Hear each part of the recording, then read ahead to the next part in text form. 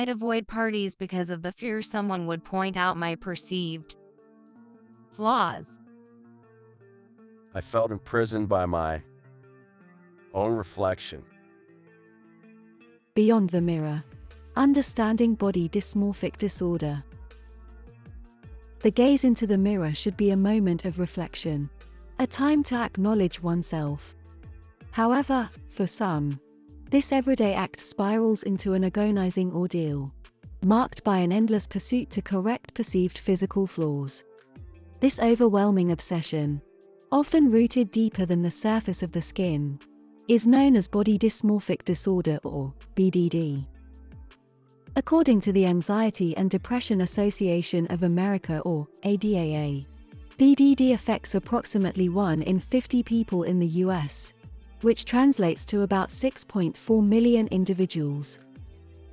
At its core, BDD is a mental disorder characterized by an individual's incessant fixation on perceived defects or flaws in their appearance. These perceived defects are either non-existent, or so minute that they are barely noticeable to the objective eye. But in the mind's eye of someone with BDD, these flaws amplify, overshadowing their holistic self-worth and dictating their social interactions, self-esteem, and daily functioning. BDD isn't solely about aesthetics. It's deeply intertwined with an individual's psyche, emotional well-being, and social dynamics. For the larger populace, BDD remains a shadowy territory, often misinterpreted or overlooked. Hence, there's an imperative need for awareness, for conversations that move beyond the mirror, to truly comprehend the depths of body dysmorphic disorder. In the realm of modern television, few stars have shined as brightly as Lily Reinhardt, renowned for her portrayal of Betty Cooper on the hit series Riverdale. While she quickly became a beloved figure among fans, many were unaware of the personal challenges Lily faced away from the camera's lens. One of these challenges was her struggle with BDD. For Lily, these distorted self-views took root during her teenage years, a time when her professional life was on an upward trajectory. The juxtaposition of immense professional success with personal self-doubt showcased the complex nature of mental health disorders. In interviews and through her social media platforms, Lily has been courageously candid about her battle with BDD. For her, it often manifested in the form of obsessive thoughts about her acne. What might seem like a regular skin issue for many, became, through the lens of BDD, a glaring flaw for Lily. The spotlight, and the attendant expectation of flawless beauty it implied, intensified these feelings. It wasn't just about a pimple or a blemish. In her mind, it took over her face and became the only thing people noticed. Recognizing the symptoms, she sought therapy and actively engaged in self-care practices. She became a vocal advocate for body positivity and mental health, using her platform to raise awareness about BDD, offering support and guidance to those facing similar challenges. Disclaimer.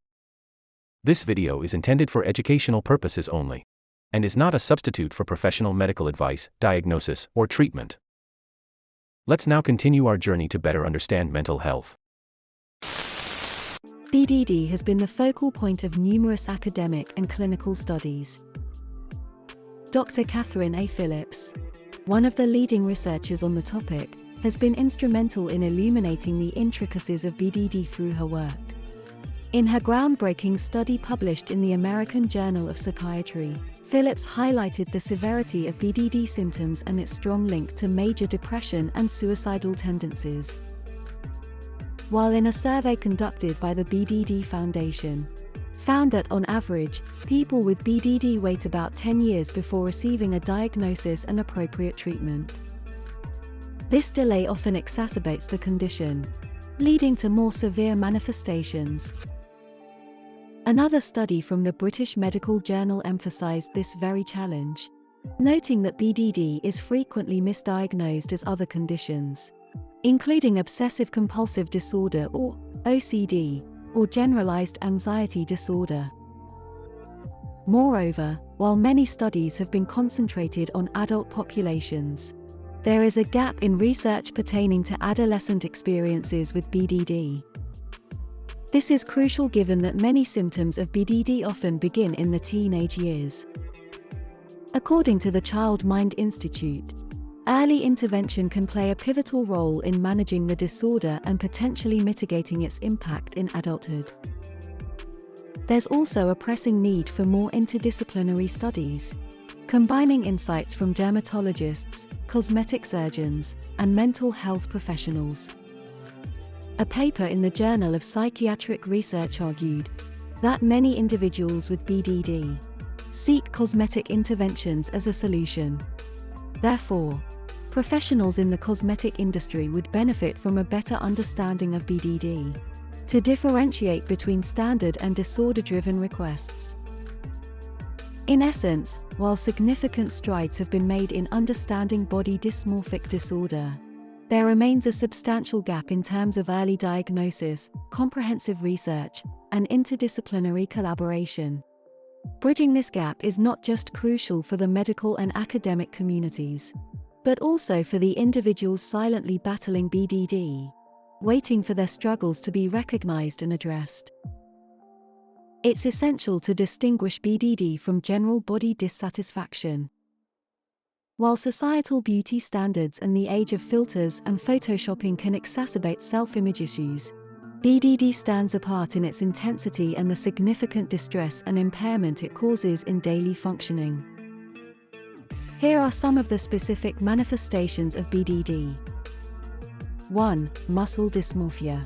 Often considered a subtype of BDD, muscle dysmorphia is characterized by the obsessive belief that one's body is too small or insufficiently muscular, regardless of actual muscle size. This concern is so prominent that the International OCD Foundation found that individuals with muscle dysmorphia might excessively weightlift, consume extreme diets, or even turn to steroids. 2. Skin-related BDD. This involves a fixation on perceived skin imperfections, such as wrinkles, scars, or acne. According to a study in the Dermatology Clinics Journal, those with skin-related BDD often pursue unnecessary dermatological treatments, and may even self-operate in severe cases. 3. Hair-related BDD. People may obsessively worry about hair thinning or the texture and quality of their hair. The International Journal of Trichology highlighted that such obsessions often lead to excessive hair treatments, or the constant wearing of hats and wigs. Remember, BDD isn't about vanity. It's a severe condition where individuals genuinely believe they are flawed or deformed. It isn't an active choice, nor is it a ploy for attention. Instead, it's an uninvited, overwhelming concern that dominates thoughts and behaviors. For those grappling with BDD, it can often feel like they're trapped in a constant cycle of distress and dissatisfaction. However, the good news is that several evidence-based treatment modalities exist to help individuals regain control of their lives and achieve a healthier self-perception. 1. Cognitive behavioral therapy or CBT. CBT tailored for BDD focuses on identifying and challenging distorted beliefs about appearance and reducing the associated compulsive behaviors. 2. Medication. 3. Group therapy. Many find solace in group therapy, where they can share their feelings and experiences with others who understand their struggles intimately. 4. Family therapy. Sessions with family members can educate them about BDD and teach them how to support their loved one without reinforcing their obsessive behaviors. 5. Self-help and education. Several self-help books and online resources can provide coping techniques and a deeper understanding of the disorder.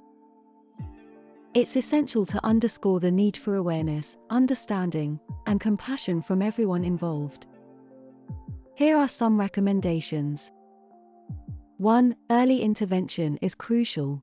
Parents, educators, and peers must recognize the warning signs and advocate for professional assessment. 2. Stay informed.